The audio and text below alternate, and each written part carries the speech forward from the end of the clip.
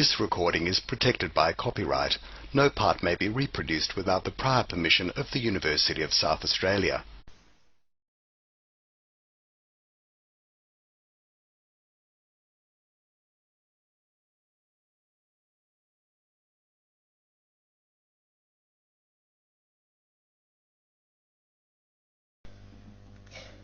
Good morning, everybody, and my name's David Sweet. I'm chairing the session this morning. We have three quite interesting papers, and with the use of photography in their research and in their oral histories. Our first speaker comes all the way across the ditch from New Zealand, and we won't talk about rugby, but I'm going to talk about football after last night's success. But Lynette is talking about what was the most notorious slum area in New Zealand, Chinatown, and it's the evolution of that over the past decades.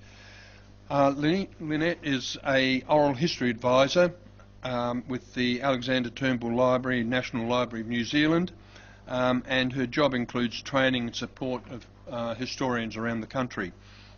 Her interests are in Chinese New Zealand history and the work on the Hanging Street Oral History Project, evoking her first home, a Chinese laundry on the edge of Chinatown. She has completed a master's degree master's thesis on representations of Chinatown at the Victoria University of Wellington some 5 years ago. Please make her welcome. Thank you.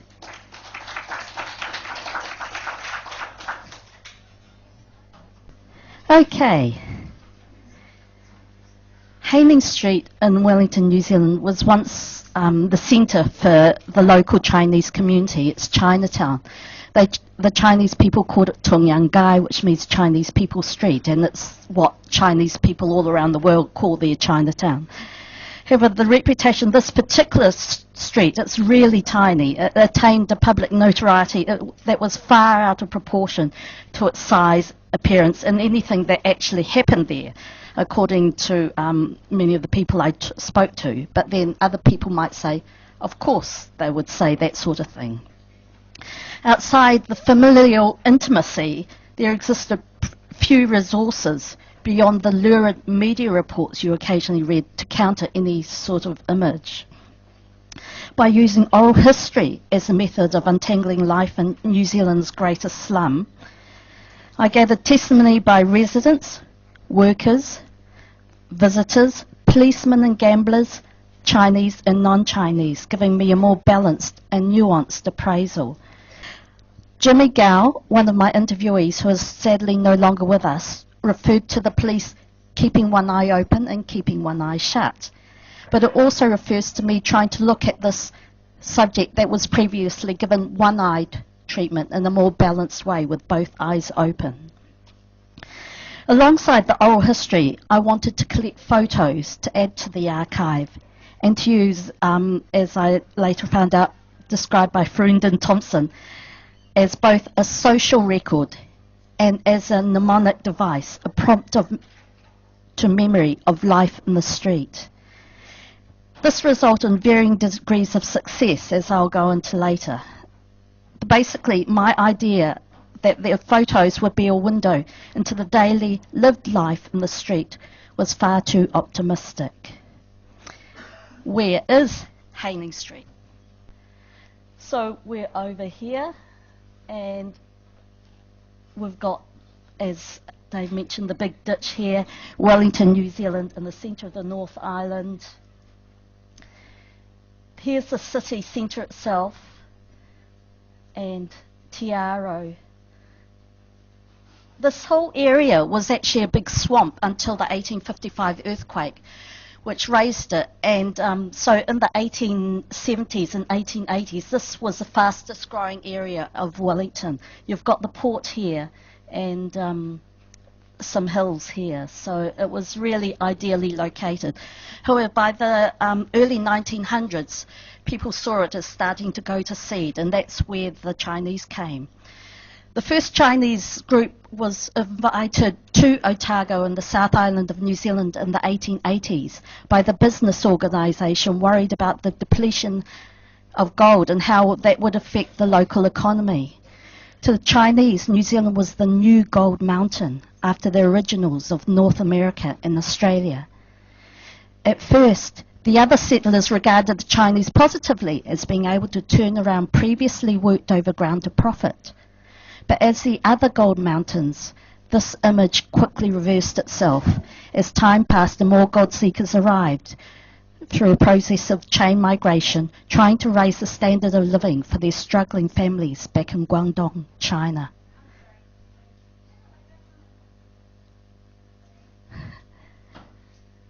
A similar raft of public anti-Chinese sentiment backed by legislation and policies as well.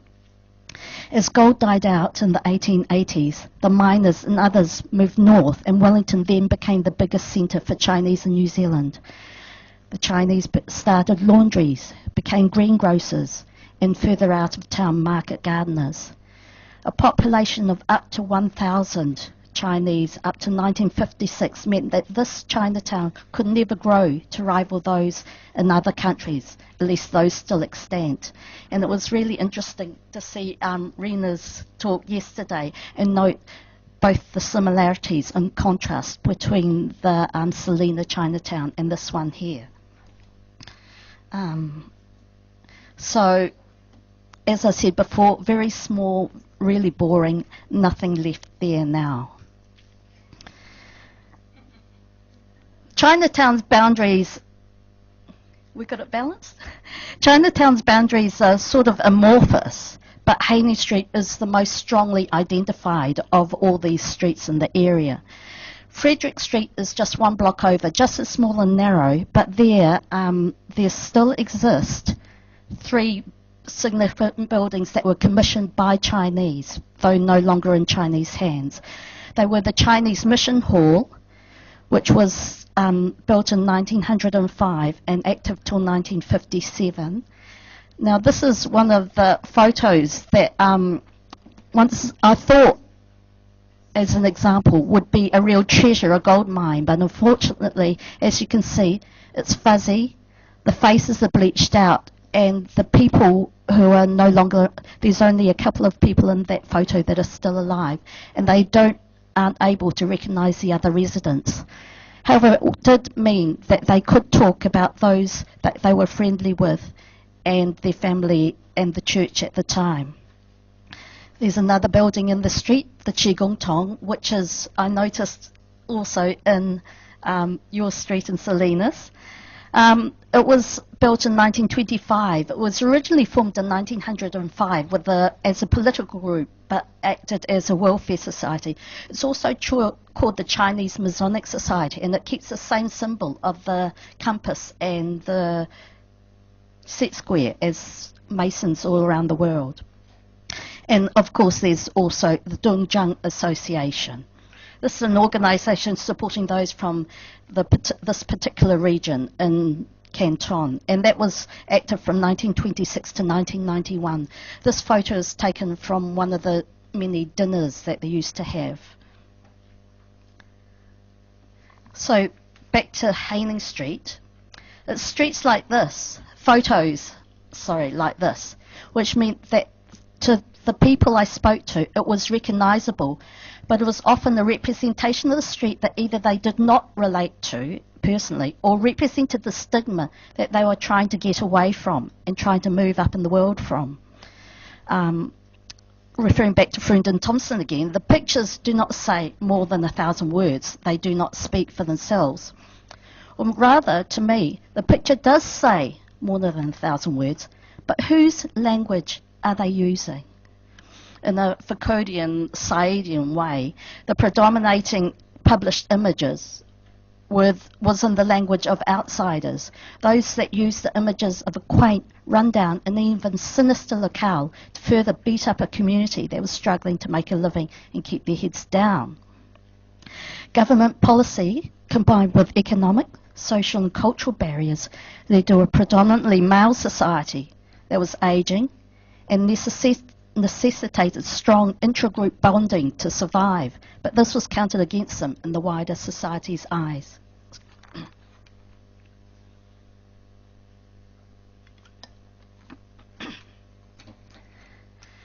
This particular newspaper image went alongside other imagery that I also collected. Oops, wrong. Why is it going the wrong way?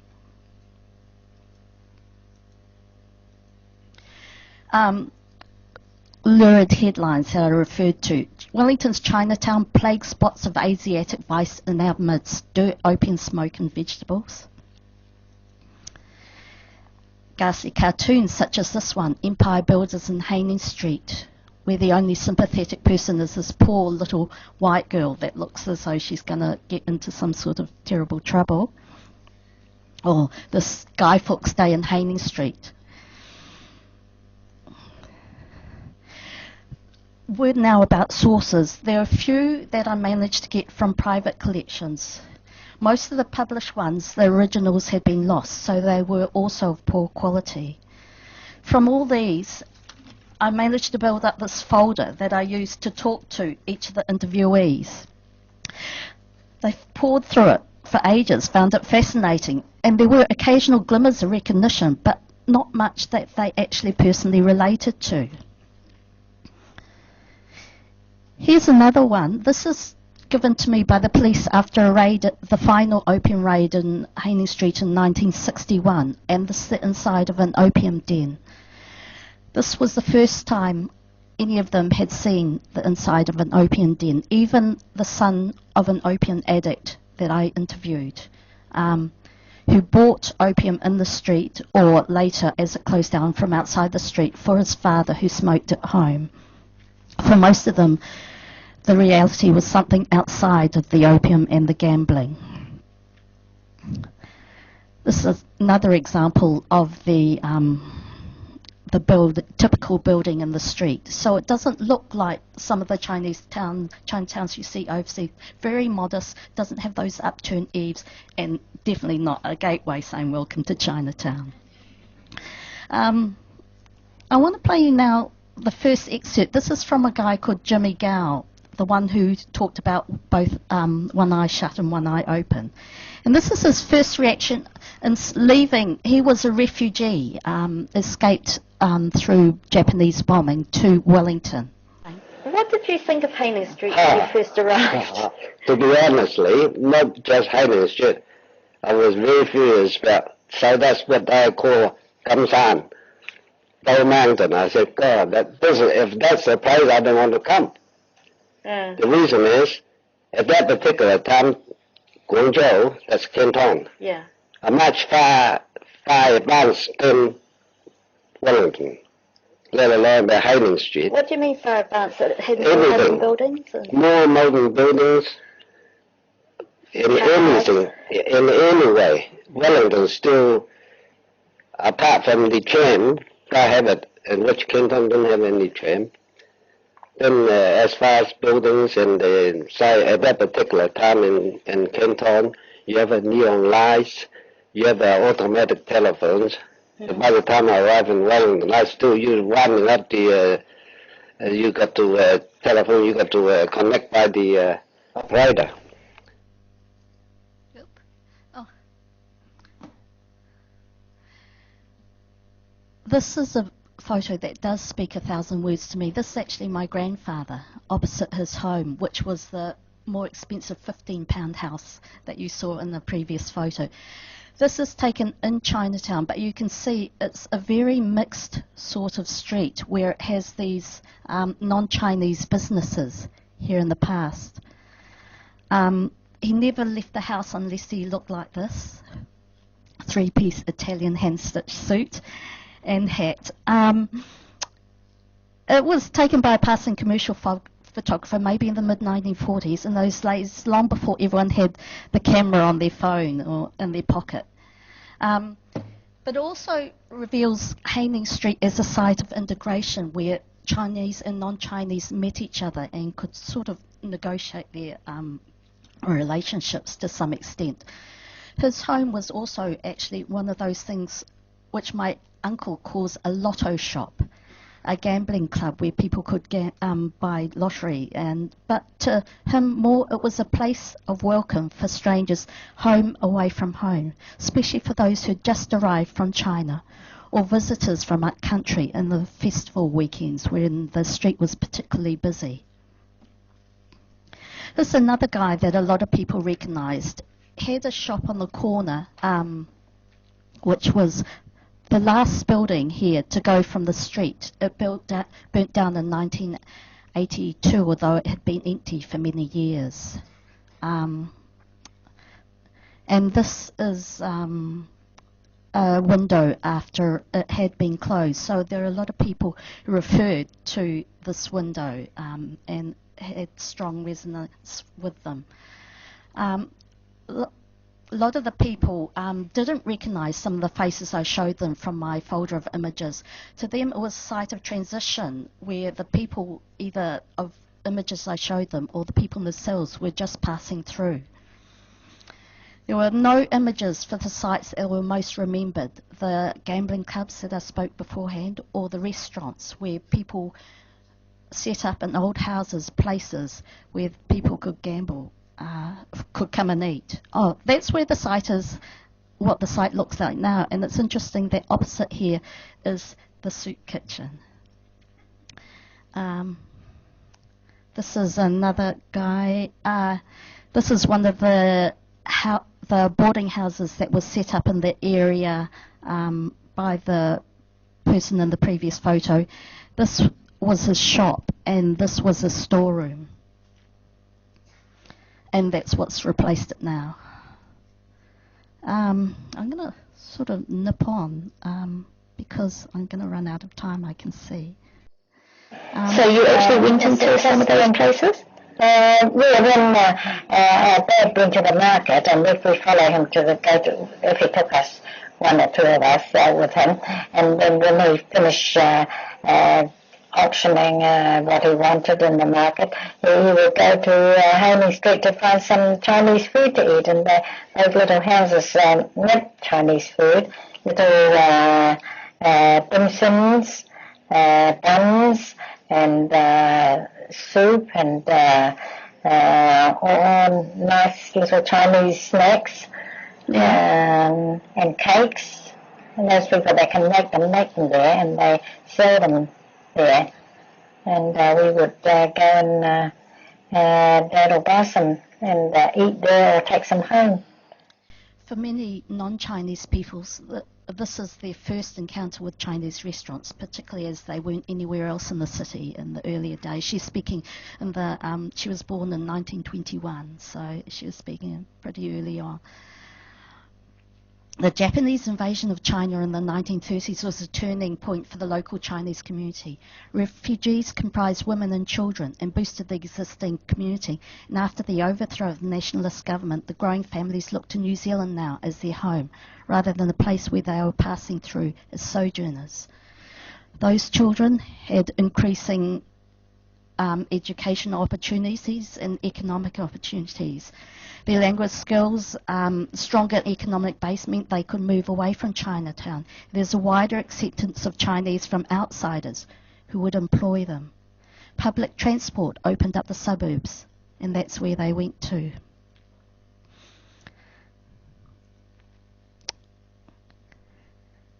The photo's partly real life, but most true. They're only very partly really revealing of real life in the street. But that's probably true of most times, most things the smartphone era, tweeting and other social medias. You only took photos at events such as celebrations, birthdays, holidays and things like that. Yet people were still able to talk about how they grew up, worked, played, gambled in the street. It shows the value of oral history as an invaluable tool for finding out about lived daily life, and together oral history and photography means that we can look at something with both eyes.